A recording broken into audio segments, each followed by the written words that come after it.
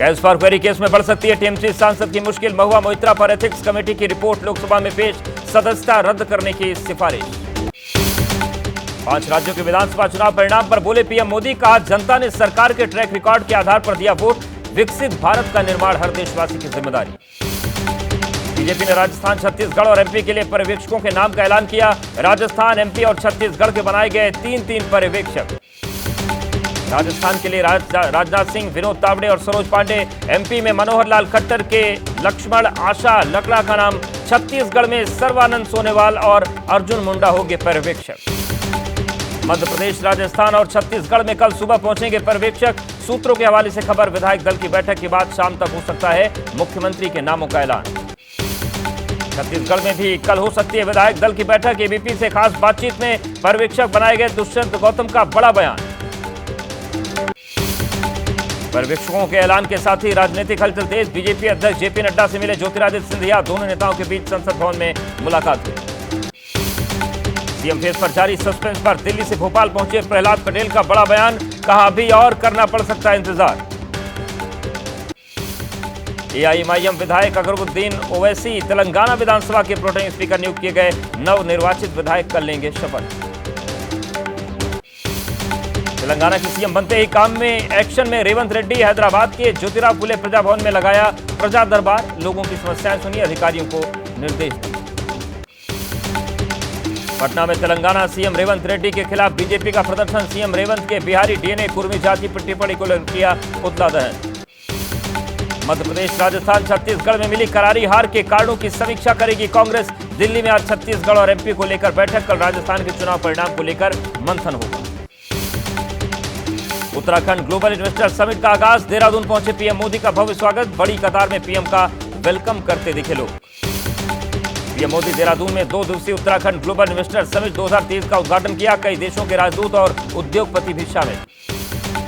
उत्तराखंड के निवेशक समिट में पीएम का मंत्र, कहा विकसित भारत सभी की जिम्मेदारी। उत्तराखंड को 44 करोड़ की सौगात, अनंत संभावनाओं का राज्य है उत्तराखंड।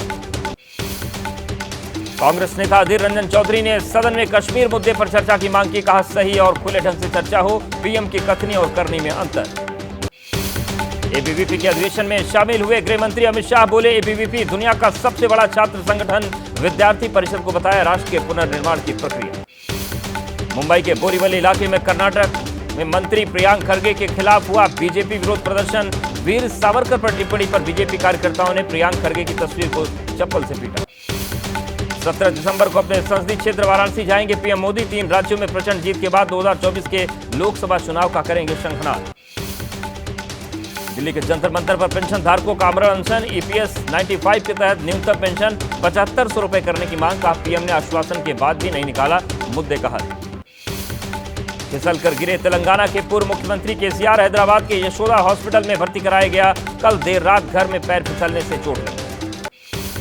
हैदराबाद के यशोदा अस्पताल में केसीआर का इलाज जारी। पीएम मोदी ने जताया दुख, जल्द स्वस्थ होने की कामना की।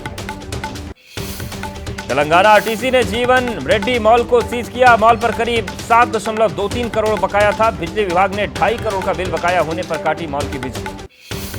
महाराष्ट्र विधानसभा के बाहर बीजेपी विधायकों का विरोध प्रदर्शन। विपक्ष के वीर सावरकर वाले बयान पर जमकर नारेबाजी।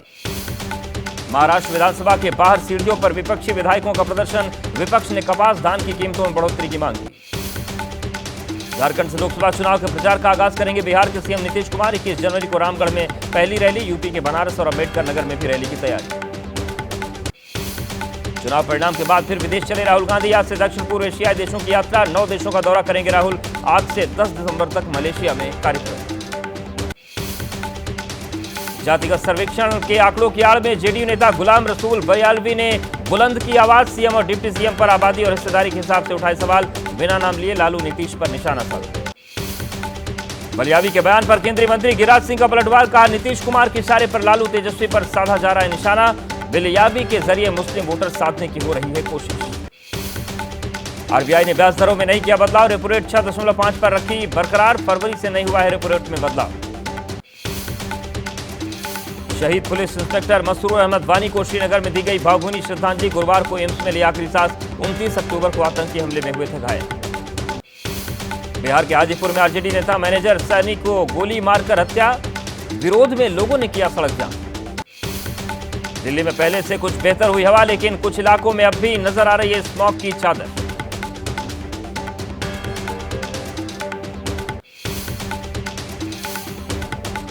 पंजाब के तरन तारण में बीएसएफ और पुलिस का जॉइंट ऑपरेशन। बीएसएफ और पंजाब पुलिस ने बरामद किए ड्रोन।